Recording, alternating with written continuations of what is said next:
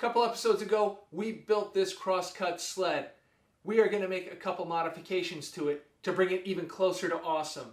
I'm Kevin, this is the Project Cave, and if you like to watch videos of a knucklehead cut, drill, wrench, build, and mechanic, make sure you subscribe to this channel and like this video. It really helps me out a lot. Anyway, this sled is really good. I enjoy it a lot. However, I made the back fence too tall. I didn't put any relief in it. A little hard to reach the workpiece and safely move it back and forth. So we are going to take some of the outside edge off with a little rounded sweep. No harsh inside corners. That leads to cracking down the road.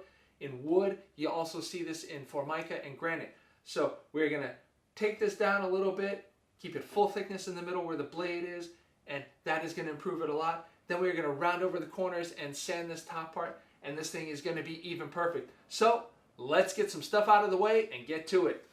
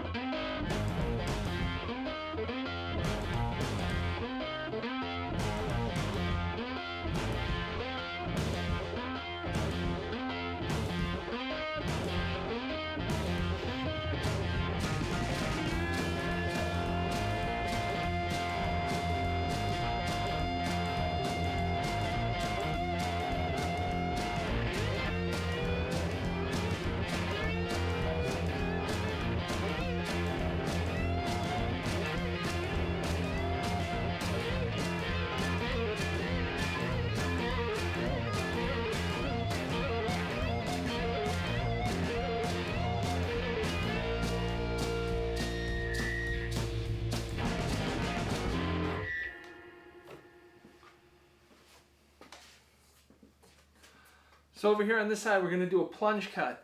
That is where we just lower the blade so we can keep going the same way. We don't have to adjust our fence beyond just turning it around to get this little lump out of the way at the end. All right, here we go.